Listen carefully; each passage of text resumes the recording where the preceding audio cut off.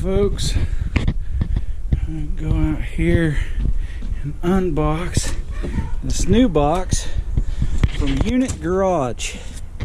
If you're not familiar with what I'm unboxing, right here, I would tell you that it is a part that is not currently available here in America. So I would order it from the manufacturer off of this website that sells it in Italy. It was not cheap, especially with the dollar to euro conversion. It's clearly the most expensive thing I bought for my Himalayan thus far, but it is a necessary component for what I'm getting ready to do. Honey, can you hold this camera as I open the box, please?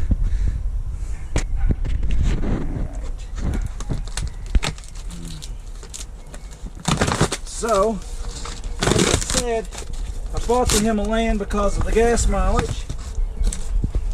Now, I had to have something to make sure that I could do the full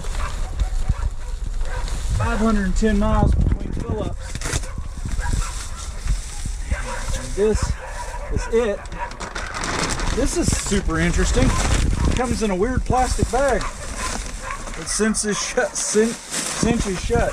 I wonder what dogs are hearing.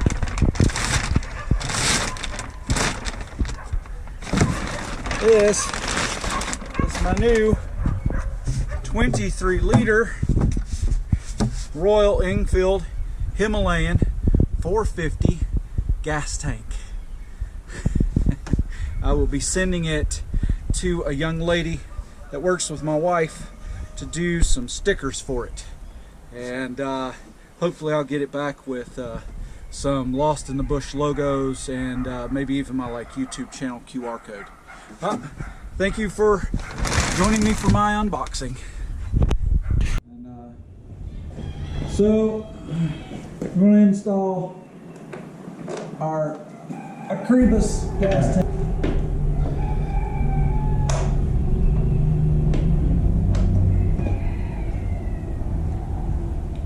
Rear seat, main seat. Alright. One of the first things we're going to have to do is take off this gas tank. So I have run this gas tank all the way down to the last 53 miles on it, so hopefully it'll have very little gas in it. And then we can install our new gas tank. So the first part of taking this tank off, we've got two 11 millimeter ratchet, 11 millimeter spanner. Just gonna pull that off and cut it. It's just these three. This one, and this one. This piece is kind of tight with the grommet. You just pull it apart a little bit. There you go. It's off. The gas tank up. I'm doing this all out of the gas tank so you can see what I did. If you'll press, when you lift it up, you'll see this piece with the yellow on both sides. If you press the yellow on either side, you can press on just one side or press on both sides if you can get your hand back there. It will release this piece right here and slide right off. This is your fuel electronic control. It sticks in right here next to that piece, and what you do is you press on this tab right here. You press real hard and it pulls straight down and out. And these are your last two breathing tubes. If you'll notice, one is thin, one is thick. They go right here on the thin and thick pieces. The last one is on this side. You got another electronic piece right here. This slides down in here. If you take just a little flathead screwdriver, press down on this clip right here, it pops right out. After you've done all that, you can just pull the whole gas tank off. I would suggest you have something like a piece of cardboard or something handy to set your gas tank down on. As you can hear, my gas tank has very little gas in it. The GoPro sits there like a silent judge, my fingers working and oily smudge. You said you'd record, but it never began. Lost in the moment without a plan. Oh no, darling, the red light's gone gray. The memories we built have slipped away. How much footage I've lost, but we're at the part where you remove the fuel pump. So I'm going to start removing these. It's a 8mm, so I'll probably just loosen these and then use the extension like a screwdriver. All right, you can cut it off.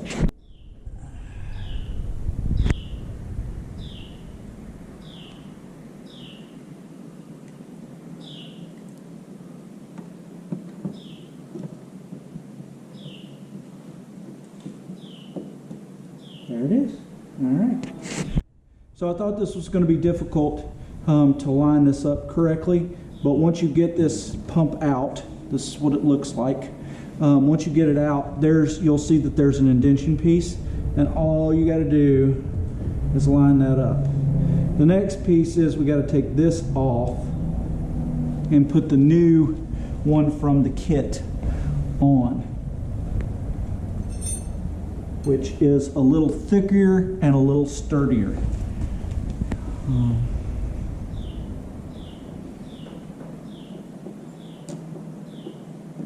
And it goes in the same spot as that one, like so.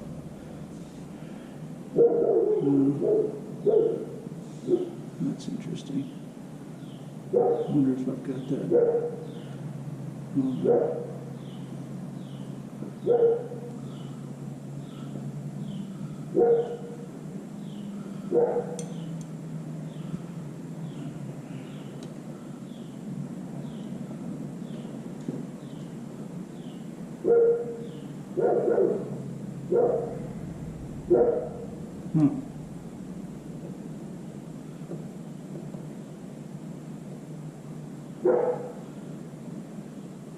And to help line all this stuff up, you've got these nice little indents right here, lines up right here, and then this piece right here, so that you can get your finger in there and pull that connector out. I was a little bit worried because there's no torque specs in the directions. I'm going to torque it like a tire, but these go over the smaller of your screws, and then it goes down here, and it looks like they service the purpose of making sure you do not over torque this screw as you're doing it, but still, just like any tire, I would always make sure that you follow the star pattern to make sure that these are torqued down evenly. Alright, so this piece is called the leveling switch. We're going to pull it out of the original gas tank using 8mm. There's 4 bolts. We have 4 of those left. This one looks to be the same as the fuel pump, as it's got a lot of little indentions and stuff to let you know that you've got it lined up correctly. So once I get it, once I start installing it on the other one, we'll go over that. All right, so this is the fuel level. It's trying to sneak that gasket out on me, but we got it. All right, and it goes right here in the side. And that's how that gauge moving back and forth translates a signal to your dash and lets you know how much fuel you got left. Very important. So there's that. I'm going to put that in, all nice and gentle like. And it also has a little cutout on the side that if you rotate it around to make sure that it's in the right spot, that cutout lines up perfectly. And then you grab this slightly thicker piece, and you can see the cutout right here goes against that cutout right there. And then these are a part of the gasket. These little, I'm going to call them nipples. I'm just going to call them that. They're nipples. These little nipples go up in here to make sure that the gasket is seated correctly. And I've got one nipple that's just trying to misbehave. So we're going to put that nipple back there. There we go. Got that nipple where it belongs. There we go. Now, just rotate it around. Then we're going to put these 8mm bolts with their over tightening pieces on. And then we're going to tighten them down in a star pattern, just like we did the fuel pump. Quick tip, if you're worried about cross-threading something, you can back it out until you feel it jump like that, and then move it forward. That one was giving me a little bit of trouble, and seeing as how these are pieces that are embedded in the plastic, you don't want to cross thread them. So that's just a tip or trick, like from, if you're not a general mechanic and this is really your first time doing that, if you don't want to cross thread a bolt, back it out till you hear that little thunk that it made, and you will know that you are not about to cross thread it. Cut that. So we've star patterned this in. Boom, boom, boom, boom. All right. Next piece is we are going to support this with our knee so that we don't crush that fuel pump we just carefully installed. And it says to install this piece next using the 2 F screws. So you've got longer, thinner screws and then shorter, thicker screws. And the shorter, thicker screws are going to be 10 millimeter. The longer, thinner screws are going to be 8mm. So we're just going to go ahead and install these really quick. Switch over to our 10mm, and this piece will help hold it in place. And I'm looking, it says mount the bracket B to tank A through the screws F, and it has the hole at the bottom, not at the top, which I think is unusual, because I feel like it should be the other way, but you know, not your average man. I actually follow the directions that I'm given until they prove me wrong. This is on your old gas tank in the same location as the new Acrebus gas tank, and we need to put this on here and then install these 2 black grommets.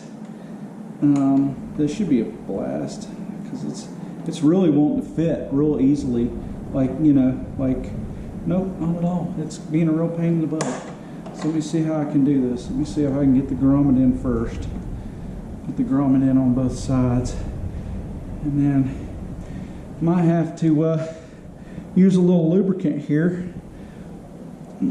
Yep, I might have to. Well, no. Sometimes you got to just shove it. You don't know, no lube required. Title of my sex tape: no lube required. All right, that's the next piece that we have to install in the directions. Done. All right, so up until now everything felt pretty straightforward, and I at the very end it threw me for a loop, because I didn't really know what it was aiming for me to do in the end. But after looking at it, I finally figured it out. So you've got 2 tubes that come up. This one will not be reused. This one will not be reused when we do this. This one here, the smaller of the 2, passes down through all through here, and what it is trying to do is it is preventing, you get it below all your stuff, and it prevents gas overflow from getting on any of your important electronic components as it routes it down through. And then you're going to take this, I believe it's part D, Yeah, it's part D. It's got a directional arrow for the clear tube that comes with the kit. And the directional arrow goes towards the tube, goes towards the clear tube that came with the kit. And then the other one gets hooked onto this smaller pipe. And what you're doing is, this is going to go on top of the gas tank. And so if you overfill your gas tank, or the gas tank starts to boil over, it will send that excess gas down this tube and onto the ground, which would be why this is labeled for outdoor use only, because I'm sure the people of California just love that that's the solution. So the directions on this thing are kind of hilarious. It basically refers to all the work I'm getting ready to do as connecting the utilities. Now, there's some stubs in here, reliefs cut. They're going to go right here on these. We're going to put that, we're going to pull this tube up out of our way because we know where that's going to go here in a second. We don't need it right this second, so we need it up out of the way. And then we're going to reinstall this onto those, making sure they make it on, and they did. All right. Now we have to quote unquote reinstall the utilities. So this piece right here, if you remember, it goes right here. This is your utility for your fuel gauge. And it's been just a little bit of a pain in the butt right there. There we go. And then your utilities over here are going to be this control module, click, and the piece that delivers the fuel from your gas tank down into the engine. And then we have successfully reconnected the utilities. All right, now you can see what this pipe is for. On a dirt bike, if you've overfilled, you got this, and I'll actually show you it on a real dirt bike. Right here is my little 250 dirt bike, and it's got this little thing right here. It's nowhere near as fancy as the Akribus tank, to make sure that it basically just spills all over the tank when I overfill it. But that's what the point of all that was to get that all nice and straightened out. I'm going to be actually doing something different with that. I've actually got an idea for how I'm gonna manage this, but we're going to cover that in a later video, because I've got to put a tank bag up here, and this prevents me from doing that. So we've got to relocate this tube, but that'll be a later video. I love this nice little like carbon fiber finish on here.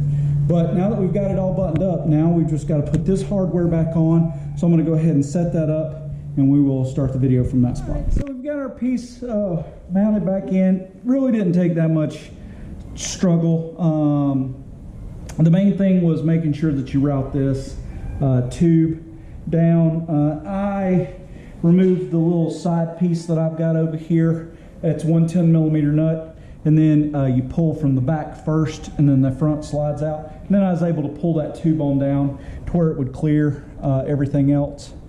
And then from there, we're reinstalling the old equipment or the old hardware back on. So a bunch of these 10mm nuts. And then if you'll notice on this, just to make things easier on me, I am doing this loose. I haven't started tightening anything down just yet. And that's because I want to be able to wiggle everything around so that I can get this back together. Because let's be honest, it's not an OEM part. So it's not going to fit like an OEM part. And so you really probably, that's another one of those mechanic tool tricks. Don't tighten everything down all at once till you've got all the pieces somewhat back together. Then you can tighten them down. Like start with this nut. I usually just tighten them down hand tight first, and then I go back and tighten them. And that way I don't have any binding, I don't have anything that tears up on me. Again, this Akribis tank, if you notice, it's not metal. It's a beautiful piece of ABS plastic, but it's not metal. So I don't want to bind anything. I don't want to crush anything that's underneath. If you're interested, you may notice that my Akribis tank has some interesting livery on it. I got that from my wife's medical assistant, and she does custom decal work, and she was the one who printed these decals up for me. So big shout out to her. I'm going to put a link to her email in this video, so that if you're like, hey, I really like, and she's done, she did my wife's, I don't know if you've seen my wife's motorcycle. She did my wife's designs on her motorcycle as well. A little bit more feminine than my designs, but you know, to each their own. Everybody's got their own unique style. But yeah, now we've got this all, so all I'm going to do now is tighten all this up. We've got to reinstall this bar. I'm trying to surmise why it has this on the bike, and I'm trying to get my triple clamp out of my way. Ah, there you go. All right, so we're going to start from the right side. I'm going to put this up in here, and it's pretty obvious how it goes in. There's an indentation, and then you got to put this screw, which is 10 millimeter, which we removed earlier, up in here and tighten it. And the only thing I can really think is perhaps, you know, because it's not metal, maybe there's some structural integrity that this manages for you. Okay, so it seems to fit a little bit better like that. Oh yeah, I can see the tank has a tendency to stretch out, and this is going to pull the tank back in, it looks like. So it's just a little 10 millimeter.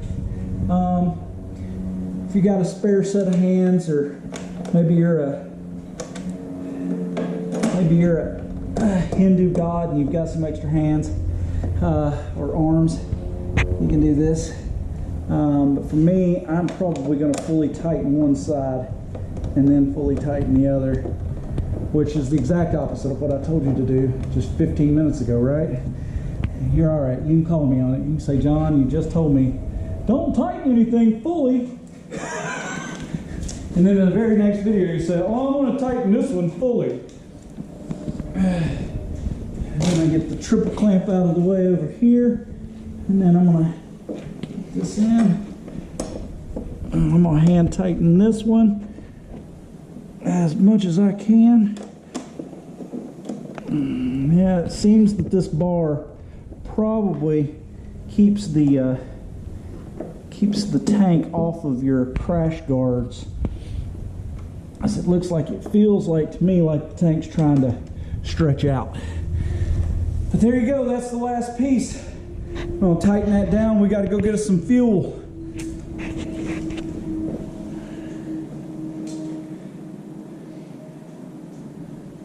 Look at that, she looks sharp. It'd help if I try to put that socket back on.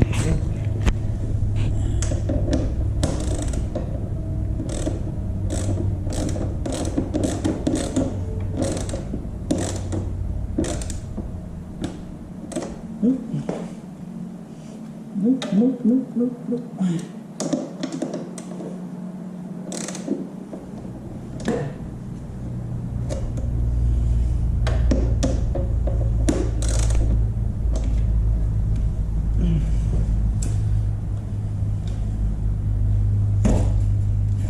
Triple clamp is pain in the ass. Are you videotaping? Mm-hmm. Okay. Well, the last piece of any job is making sure it runs. So went ahead and filled up the new gas tank, ensuring there's no leaks in the two places where we installed hardware. thing for us to do is to take this puppy for a test drive, maybe fill up the rest of the tank, get an idea, because we are taking this on the Trans Taiga, and it would be absolutely marvelous if this little machine would go 500 miles on this 6-gallon tank, but we won't know that until we test it. But until the next video, I appreciate you joining me for what I felt like was probably the most important upgrade I've made to this bike for my upcoming trip. Hey folks, thanks for joining us today for my latest Royal Enfield Himalayan video. I wanted to take a moment to talk to you about my Facebook group, Lost in the Bush. We are currently up to 9 members, but I want to see that continue to grow. We currently have a trip planned on April the 1st to do the Smoky Mountain 500. By the time you see this video, that will probably already be underway. So I hope you're actually out there with us. I hope to be posting content about that trip and a potential follow-up trip immediately after the Smoky Mountain 500, just to continue on and just re-loop and do the Chattahoochee BDRX. As I have said before, I'm very interested in growing this channel and my Facebook group. I want to assure you at this point that I am not monetized. And any opinions that I express are my own opinions. They are my genuine opinions, and nobody has paid me for them. I know that seems small, but a lot of times when somebody is being paid to review a product, I feel like I can't trust their opinion as much as somebody who paid money out of their own pocket. As I try to grow this channel, I would like to share with you that I do not have enough subscribers on my YouTube channel yet for YouTube to analyze my client profile so that I can better tailor my videos for you, my YouTube audience. I'm just now getting into short form videos. I hope you're enjoying those as I try to focus on some of the more humorous and funny moments that we have while we're out doing this adventure riding thing. Anyway, before I go, I would like to invite you to like this video, comment on this video, good or bad, just please be constructive, and please, please, please subscribe to this channel and stay on board with me as I do my dead level best to continue to improve.